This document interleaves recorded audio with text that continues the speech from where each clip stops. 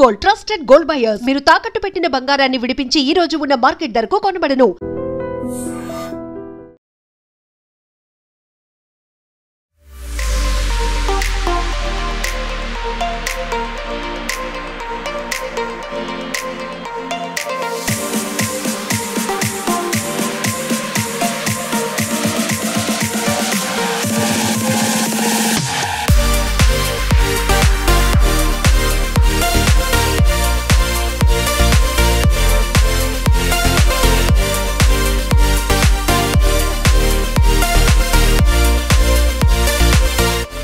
ఒక ఊరు ఒక తీపి పదార్థానికి ప్రసిద్ధి పొందింది. దేశభక్తి అనే పేరు వింటే గనక, అనే మాట వింటే గనక మిలిటరీ మాధవరం, పశ్చిమ గోదావరి జిల్లాలో ఉన్న మిలిటరీ మాధవరం అనే పేరు గుర్తొస్తుంది, ఆ ఊరు గుర్తొస్తుంది. ఈ ఊరుకున్న ప్రత్యేకత ఏంటంటే, మొదటి ప్రపంచ యుద్ధము, రెండవ ప్రపంచ యుద్ధం, ఈ రెండు యుద్ధాల్లోనూ ఈ గ్రామానికి చెందిన వాస్తవ్యులు ఆ రెండు యుద్ధాల్లోనూ పాల్గొన్నారు. అక్కడ మొదలైన ఆ సైనిక వారసత్వం ఇప్పటివరకు ఇలా కొనసాగుతోంది. ఈ మిలిటరీ మాధవరం నుంచి ఇప్పటి వరకు మనకి ఉన్న లెక్కల ప్రకారం, బహుశా అంతకంటే ఎక్కువ ఉండి ఉండొచ్చు, మనకు ఉన్న లెక్కల ప్రకారం దాదాపు 2000 నుంచి 2500 మంది సైనికులుగా వివిధ హోదాలలో పనిచేసిన వాళ్ళు ఉన్నారు. ఇదంతా గతం. వాళ్ళందరూ రిటైర్ అయ్యారు, వచ్చేసారు, గ్రామాలకు వచ్చేసారు. ఇక్కడే వేరే వేరే పనుల్లో, అంటే కొందరు వ్యవసాయం చేసుకుంటున్నారు, కొందరు బ్యాంకుల్లో ఉద్యోగాలు చేసుకుంటున్నారు, కొందరు టీచర్లుగా ఉన్నారు.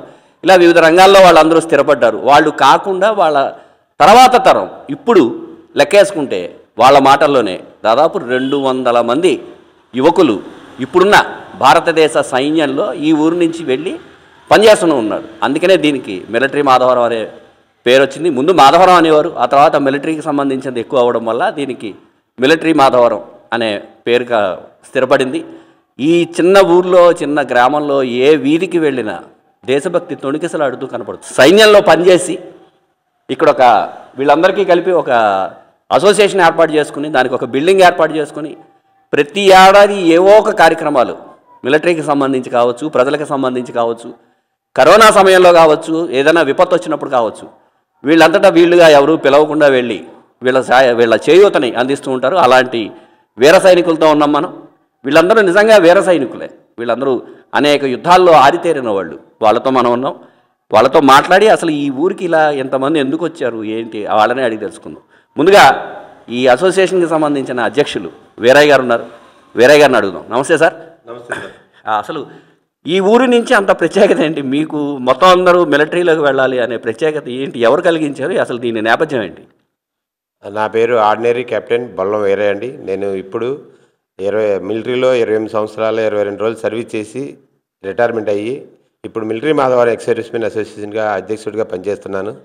ముఖ్యంగా ఏంటంటే మా మిలిటరీ మాధవరంలో ఫస్ట్ వార్లో 90 మంది పాల్గొన్నారండి. 90 మందిలో యుద్ధం చేసి అందరూ సుఖంగా బయటకు వచ్చారు. ఒక ఆయన చనిపోయారు అందులో. తర్వాత సెకండ్ వార్లో కూడా 1110 మంది అటెండ్ చేసి అందులో 11 మంది వాళ్ళ ప్రాణ త్యాగాలు చేశారు. అయినా కూడా జడవకుండా అదే రూట్లో మా ఊరి నుంచి పెద్దలుగా ఎలాగైతే వెళ్ళారో పూర్వీకులు, వాళ్ళని ముత్తాతలు కాడించి ఎలాగైతే వెళ్తున్నారో అదే రూట్లో వెళ్తూ ఇప్పుడు కూడా మనవాళ్ళు కాడించి వాళ్ళ ముత్తాతలు కాడించి అందరూ కూడా వెళ్తూనే ఉన్నారు. వాళ్ళు ఏంటంటే మనం దేశానికి సేవ చేయాలి, దేశానికి సేవ చేస్తూ మనం ఎప్పుడూ దేశానితో సేవ చేస్తూ ఉండాలని చెప్పి అనుకుంటామండి. అలాగే ఇప్పుడు మేము కూడా కార్గిల్ యుద్ధంలో పాల్గొన్నాం. తర్వాత శ్రీలంక దేశానికి రక్షించాలని శ్రీలంకలో కూడా ఒక సంవత్సరం ఉన్నాం. అలాగే ప్రతి యుద్ధంలో కూడా పాల్గొని రిటైర్మెంట్ అయిన వాళ్ళే ఇక్కడ కూడా ఉన్నవాళ్ళు. 71 వారిలో యుద్ధం చేసిన వాళ్ళు కూడా చివరున్న అతను. అలాగే ప్రతి వాళ్ళు కూడా ఏదో ఒక యుద్ధం, అంటే ప్రతి యుద్ధం కూడా పాల్గొని మిలిటరీ మాధవరంలో ఏ కష్టం లేకుండా బయటకు వచ్చారు.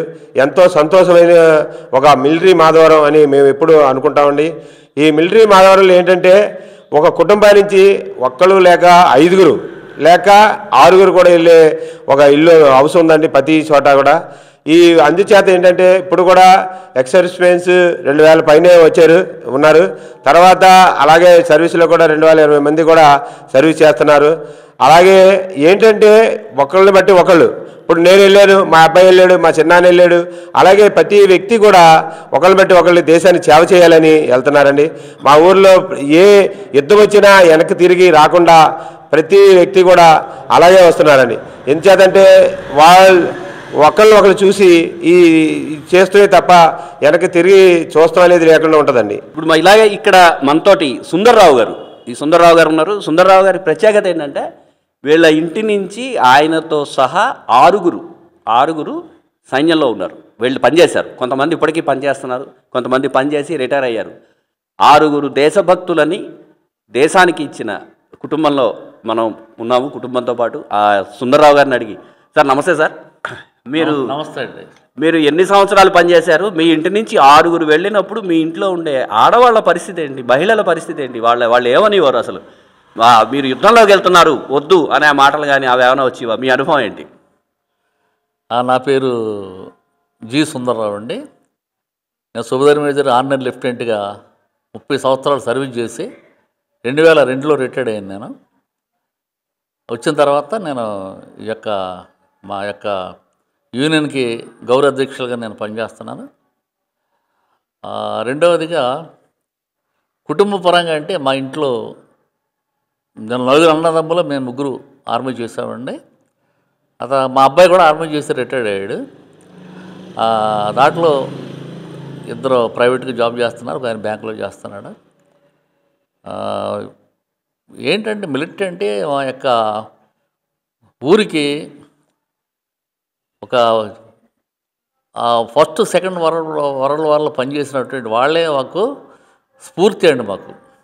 ఎందుకంటే మా గ్రామంలో అనేక మంది ఇప్పుడు కూడా మిలిటరీకి వెళ్ళాలనే ఆసక్తి చాలామందికి ఉందండి. ఇప్పుడు కూడా మా ఊరికి చుట్టుపక్కల 3-4 రోడ్లు ఉన్నాయండి లింకు. ప్రతి రోజు కూడా ఇంచుమించు ఒక 50-60 మంది ప్రాక్టీస్ చేసేవారండి. సిఆర్పిఎఫ్, బిఎస్ఎఫ్, ఆర్మీ, ప్రతిదానికి కూడా నేవీ, ఎయిర్ ఫోర్స్ చేయడానికి ప్రాక్టీస్ చేసేవారు. ఎందుకంటే ఈ మధ్యన ఈ భర్తీ అనేటువంటిది, ఎన్రోల్మెంట్ అనేటువంటి చాలా తగ్గిపోయిందండి. రెండవదిగా ఈ అగ్నివీర్ అనేటువంటి ఈ షార్ట్ సర్వీస్ అది వచ్చిన తర్వాత ఇక ప్రజల్లోనూ ఎందుకంటే 4 years సర్వీస్ తర్వాత వాళ్ళు వచ్చిన తర్వాత వాళ్ళ లైఫ్ ఏంటి అనేటువంటి విషయం మీద దాని శ్రద్ధ తగ్గిందండి మా యొక్క యువతలో. ఒకప్పుడు మా గ్రామంలో కూడా మరి ఇక్కడే రిక్రూటింగ్ ఆఫీస్ ఉంటే ఇక్కడే రిక్రూటింగ్ జరిగేదండి. అంత పేరు ఉన్నటువంటి ఊరండి. మరి ఈనాడు ఇప్పుడు కూడా యువత ఎంతోమంది వెళ్ళడానికి సిద్ధంగా ఉన్నారండి. కానీ ప్రతి దాంట్లో 10th క్లాస్ సరిపోద్ది అంటారు, దాంట్లోకి 10th క్లాస్ సరిపోద్ది ఎగ్జామ్స్ అంటారు. కానీ మరి ఆ పరీక్షలు అనేటువంటి దానికి తగినట్టు వాళ్ళు రాయించుకోవాలండి. అది లేకుండా ఎంతో మరి టఫ్ ఈ పరీక్షలు ఇచ్చిన తర్వాత దాని మీద కొంచెం అన్నీ అయిపోయిన తర్వాత ఫిజికల్గా అన్నీ అయిపోయిన తర్వాత రిటర్న్లు అనేటువంటిది చాలామంది వెనుకబడిపోతున్నారండి. ఇప్పుడు నేననేది ఏంటంటే మీరు అందరూ ఇంతమంది వెళ్తున్నప్పుడు మీ గ్రామంలో ఉన్న మహిళల పరిస్థితి ఏంటి? మహిళలు సార్ వాళ్ళే, ఎందుకంటే వాళ్ళకి తెలుసండి, వాళ్ళు ప్రోత్సహిస్తారండి. మా ఇంట్లో కానీ గ్రామంలో ప్రతి వారు కూడా. కొన్ని ఊర్లో మిలిటరీ వాళ్ళు పెళ్లి చేయాలంటే అమ్మాయిని ఎవరండి. కానీ మా గ్రామంలో అటువంటి సమస్య లేదండి. చాలామంది మిలిటరీ వాళ్ళు దొరికితే బాగుండి చేద్దామనేటువంటి మా యొక్క వెనకాల కూడా మా ఫ్యామిలీస్ కూడా ఒక దేశాన్ని సేవ చేయనటువంటిది వాళ్ళు కూడా ఉద్దేశంగా వాళ్ళకి ప్రోత్సహిస్తారండి ప్రతి వారిని కూడా. అటువంటి సమస్య లేదండి. మన ఇంకొక సైనికుడు, ఈయన చాలా కాలం పనిచేశారు, సూర్యనారాయణ గారు. వాళ్ళ కుటుంబంలో కూడా చాలామంది సైన్యంలో ఉన్నారు, ఇప్పుడు కూడా ఉన్నారు. బిఎస్ఎఫ్ కావచ్చు, బార్డర్ సెక్యూరిటీ ఫోర్స్, లేదా ఇంకొకటి మరొకటి ఆర్మీ కావచ్చు, నేవీ కావచ్చు, వీటన్నిటిలోనూ వాళ్ళకి సంబంధించిన బంధువులు కానీ అందరూ ఉన్నారు. ఆయన అడిగి సూర్యనారాయణ గారిని అడిగాయి. సూర్యనారాయణ గారు మీ అనుభవాలు చెప్పండి సార్. అండి, నా పేరు సుబేదార్ సూర్యనారాయణ. నేను ఆర్మీ ఎయిర్ డిఫెన్స్లో 27 years సర్వీస్ చేశాను. మా నాన్నగారు కూడా 30 years సర్వీస్ చేశారు. ఆయన కూడా మా మావయ్య గారు, మా అల్లుడి గారు, అలాగే మా కజిన్స్, నాన్నగారు అబ్బాయిలు ఏంటి వాళ్ళంతా కూడా యాక్చువల్లీ ఇక్కడ హౌస్ టు హౌస్ ప్రతి ఇంటింటికి కూడా 2, 3, 4, 5 ఉన్నటువంటి ఈ యొక్క మాతృభూమి ఈ దేశానికి సేవ చేయడానికి ఈ మాధవరం ఉపయోగపడుతుంది. ఒక రక్షణ ఎట్లాగైతే ఒక తల్లికి ఎంత సేవ చేసే రుణం ఈ యొక్క మాధవరం ప్రజలు దక్కింది కాబట్టి మేము చాలా గర్విస్తున్నాం. మా ఊరి నుంచి త్రివిధ దళాల్లో కూడా మిలిటరీ కానీ, నేవీ కానీ, ఎయిర్ ఫోర్స్ కానీ, ఈ 3 త్రివిధ దళాలే కాకుండా సిఎస్ఎఫ్, బిఎస్ఎఫ్, ఐటీబీటీ సభీ రంగాల్లో కూడా ఈ యొక్క మాధవరం విలేజ్ సైనికులు అందించింది. అందు గురించి చాలా మేము గర్వపడుతూ ఉన్నాం. మీకు యుద్ధానికి సంబంధించిన ఒక యుద్ధంలో మీరు నేరుగా పాల్గొనడం కానీ మీకు సంబంధించిన ఏదైనా కార్గిల్ కావచ్చు మరొకటి కావచ్చు అలాంటి అనుభవం ఏదైనా చెప్పండి. ఒకటండి, ఎప్పుడు కూడా విపత్కర పరిస్థితులు అంటారు. ప్రకృతిని జయిస్తేనే మనం ఒక సైనికుడిగా తయారవుతాం. ఎలాగైతే ఇప్పుడు మన పంటల్లో సస్యశ్యామలంగా ఉండాలి అంటే ప్రకృతి మీద ఆధారపడి ఉంటాయి. అదేవిధంగా మన యొక్క బాడీ చలి కానీ, ఎండ కానీ, వరద కానీ, నిప్పు కానీ అన్ని విధాల అన్నిటికీ తట్టుకుని అక్కడ జయించిన తర్వాతే మనం ఒక దేశానికి సేవ చేయగలిగిన అర్హత ఏర్పడుతుంది. అలాగే నేను కూడా 22,000 ఫీట్ హైట్ సిహెచ్ఎన్ గ్లేషియర్లో 4 months ఐస్లో పడుకుని వచ్చానమాట. అంత దానికి spider man battle CHN battle స్కూల్లో ట్రైనింగ్ చేయవలసి వస్తాయి. దానికి అన్ని ఫిట్ అయితేనే పైకి పంపిస్తారు, లేకపోతే ఒక్క చేప బయట చెరువులని బయటకు తీస్తే ఎట్లా ఉంటుంది దాని యొక్క పరిస్థితి, ఆ విధంగా ఉంటుంది. ఒక మార్నింగ్ 5 గంటలకు బయలుదేరితే సాయంకాలం 5 గంటలకి ఒక 3 కిలోమీటర్లు నడవగలిగే శక్తి ఉంటుంది అనమాట. మాకు 76 కిలోమీటర్కి 15 days పట్టిందనమాట అంత హైట్కి వెళ్ళడానికి. అది అయిపోయిన తర్వాత అనుకోగా పరిమాణంలో మాకు అయిపోయింది. 99లో మేము వేరే చోటకి రావాలి. ఈ లోపల కార్గిల్ మే 3 1999లో కార్గిల్ వార్ స్టార్ట్ అయిపోయింది. మా యొక్క అదృష్టం అనుకోవాలి. ఒకటి అక్కడి నుంచి కఠిన పరిస్థితుల నుంచి బయటకు వచ్చిన తర్వాత దురదృష్ట పరిస్థితులు అనుకోవాలి. మనం ఎంత చేత అంటే మన యొక్క ఫ్యామిలీస్ కానీ, మన పిల్లలకు కానీ, తల్లి తండ్రి కానీ, ఒక ఊరు కానీ మనకి ఆ టైంలో ఎవరో కూడా గుర్తు వచ్చి జ్ఞాపకార్థం మనకు ఉండదు. మన యొక్క లక్ష్యం ఏంటి, మనం దేన్ని నిరోధించాలి, ఆ లక్ష్యమే మనకి ముఖ్యంగా ఎదురుగుండా కనపడుతుంది. అందు గురించి ఏంటంటే ప్రతి సైనికుడు కూడా ఇక్కడి నుంచి వెళ్ళినటువంటి వాడు ఆ యుద్ధ భూమిలోకి వెళ్ళిన తర్వాత మనం చేయవలసిన పని ఏంటి, మన కర్తవ్యం ఏంటి, మన దేశాన్ని ఎలా రక్షించుకోవాలి. ఒక్క సైనికుని వెనకాల 1,00,000 మంది ఉంటారు. ఇప్పుడు 14 లక్షల మంది సైనికులు ఉన్నారంటే 140 కోట్ల మంది ప్రజలు ఉన్నారు. ఒక్క సైనికుడు వెనకాల ఎంతమంది వాళ్ళు విశ్రాంతిగా పడుకుంటున్నారంటే ఈ యొక్క రక్షకభటుల మీద ఆధారపడి ఉంది. అది ముఖ్యమైన విషయం. అది కూడా వీళ్ళు నియమబద్ధతతోటి వీళ్ళు వాళ్ళ యొక్క కార్యదీక్ష ఉంటుంది, కానీ వాళ్ళ మనసులో మేము వెనక్కి తిరిగిపోదామన్న ఇది ఎప్పుడు కూడా ఎవరికి కూడా రాదు. ఒక అడుగు ముందరికి వెళ్తున్నాడు, మనం ముందర ఇంకా ఏం ఛేదించాలి, యుద్ధానికి మనం ఎలా ప్రిపేర్ అయ్యేయాలి. మన ఒక లీడర్ యొక్క లక్ష్యం ఏముందంటే మన యొక్క తీసుకెళ్ళిన టీంని ఆ యొక్క మన యొక్క లక్ష్యాన్ని ఛేదించి వాళ్ళు సజీవంగా తీసుకొచ్చి వాళ్ళ పిల్లలకు అప్పచెప్పడం ఒక లీడర్ యొక్క లక్ష్యం. అది ముఖ్యంగా. అదేవిధంగా ఏంటంటే ఈ మన దేశంలో అన్ని మతాలు, అన్ని భాషలు, అన్ని నదులు ఈ భగవంతుడు మనం ఇచ్చిన వరం అనుకోవాలి. ఆ విధంగా ఏంటంటే ఆ యొక్క మిలిటరీలో కానీ ప్రతి ఏ రంగాల్లో అందరూ సహకరిస్తేనే మన యొక్క లక్ష్యానికి ముందరికి వెళుతాం. అక్కడ మతభేదాలు అన్నటువంటి ఏవి ఉండవు. అంతా మన ఒక భారతీయుడు, ఒక ఇండియన్, మన యొక్క ఒక ఫ్యామిలీ అని ఉద్దేశం మన మనసులో ఉంటుంది. కాబట్టి మన దేశ రక్షణకి మా యొక్క ఈ అవకాశం కలిగినందుకు మా యొక్క తల్లిదండ్రులే కాదు, మా యొక్క ఊరే కాదు, మా యొక్క దేశం కానీ గర్విస్తుందని మేము చాలా సంతోషిస్తాం. ప్రతి సైనికుడి మనసులో కూడా మా ఊరిలో ఉన్నటువంటి యుద్ధంలో పాల్గొనివ్వండి, వేరే రంగాల్లో పడి ఇప్పుడు ఇంటర్నల్లో ఎన్నో గొడవలు వస్తూ ఉంటాయి, విపత్కర పరిస్థితులు వస్తూ ఉంటాయి.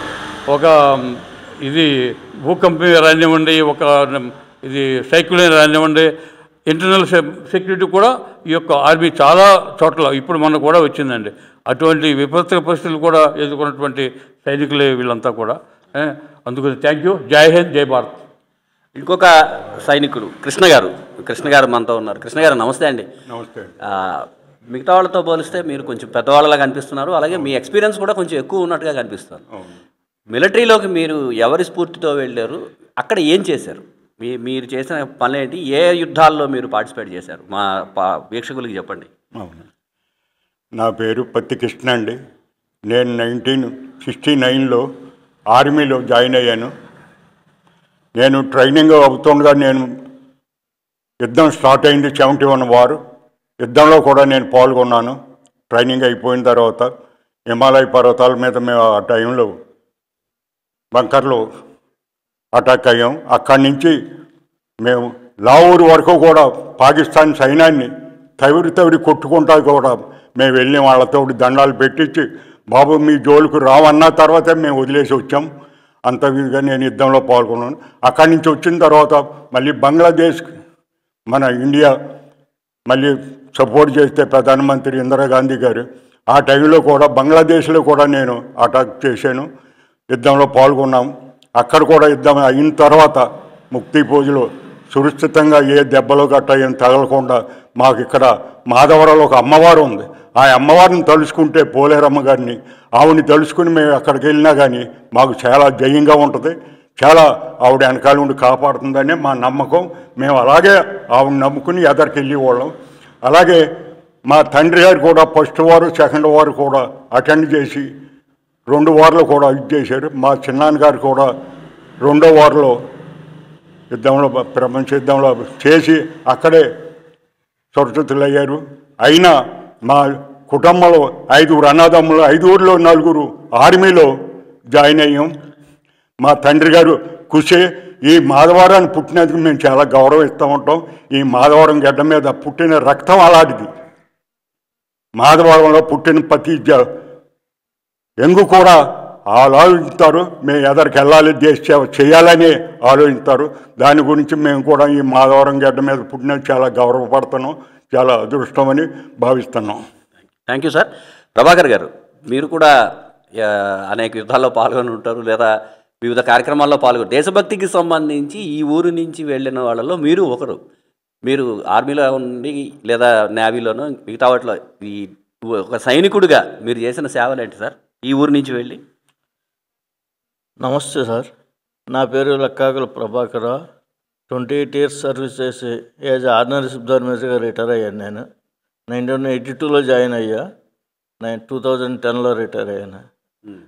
నేను సర్వీస్లో ఉండగా చాలా గొడవలు జరిగినాయి. చాలా వాటిలో మెయిన్లీ బ్లూ స్టార్ వార్లో ఉన్న 84-85 టైంలో, తర్వాత కార్గిల్ లడాయిలో మమ్మల్ని తీసుకెళ్ళి అక్కడ డిప్లాయ్ చేశారు.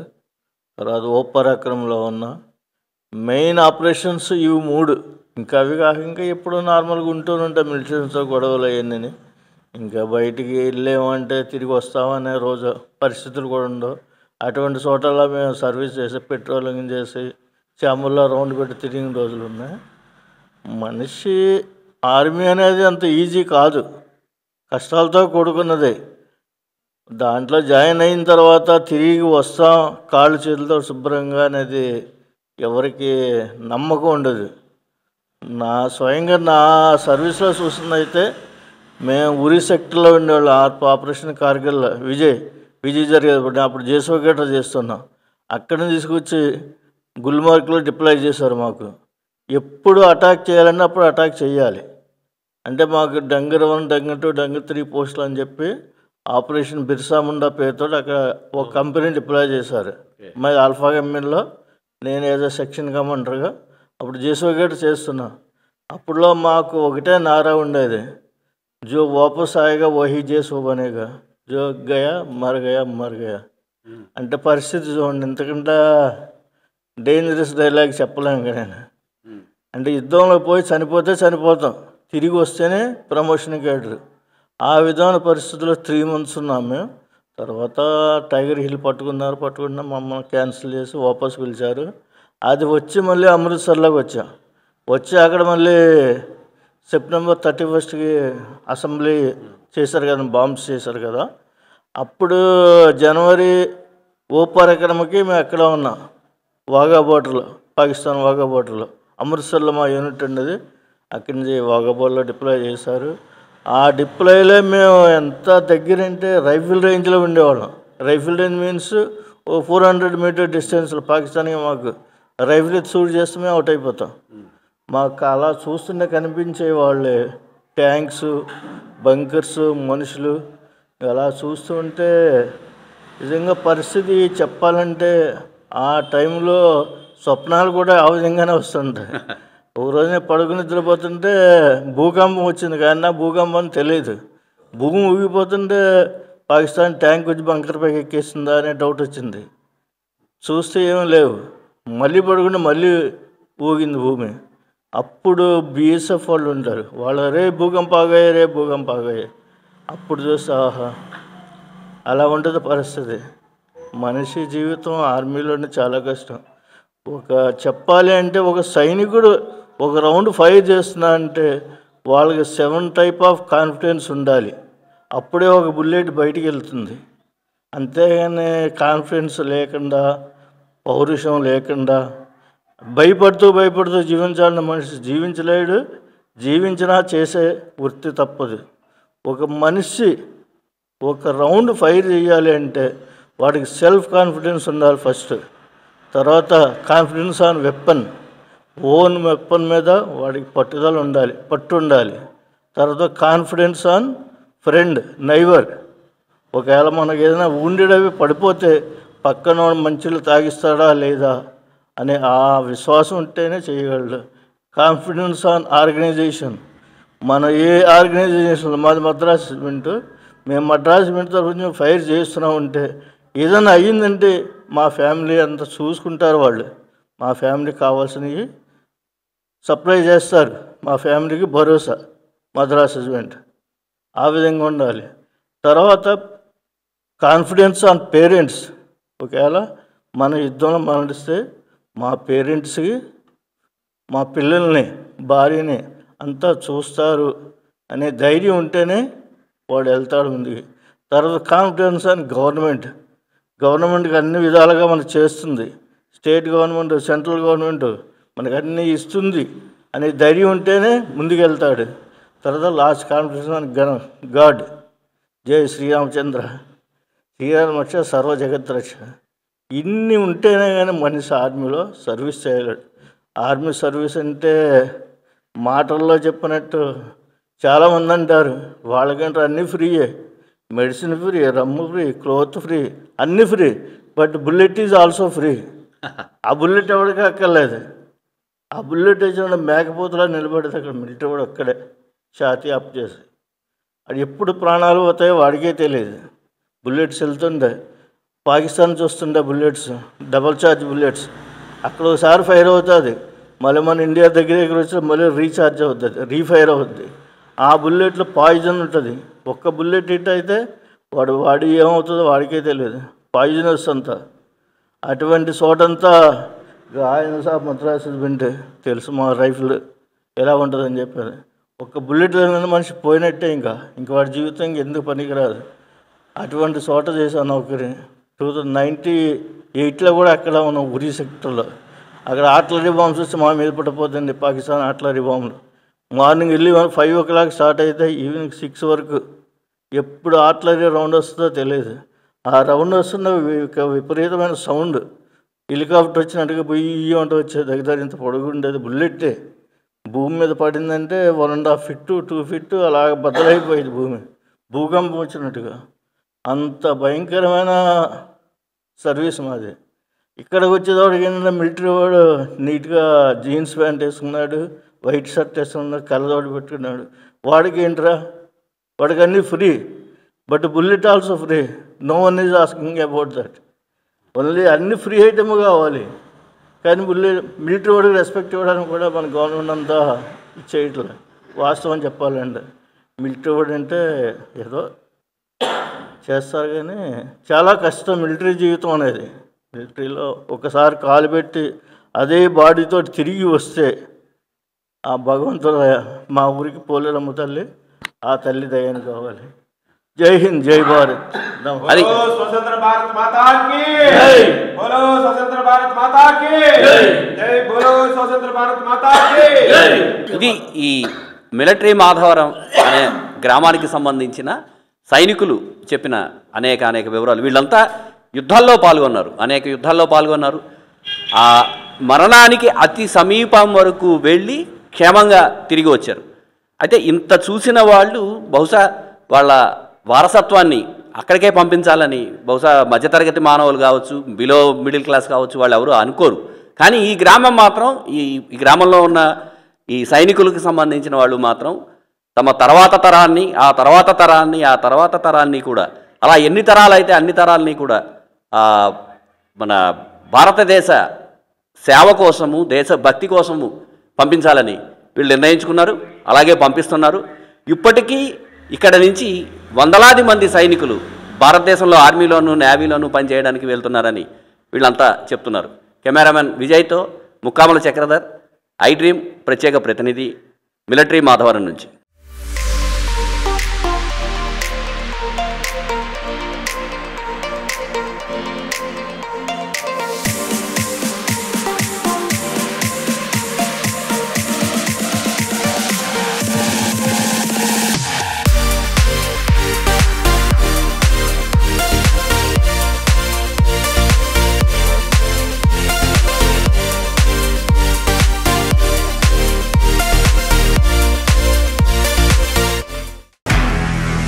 నిజంగా ప్రస్తుతం ఉన్నటువంటి సమాజం దేనికి ప్రయారిటీ ఇస్తుంది?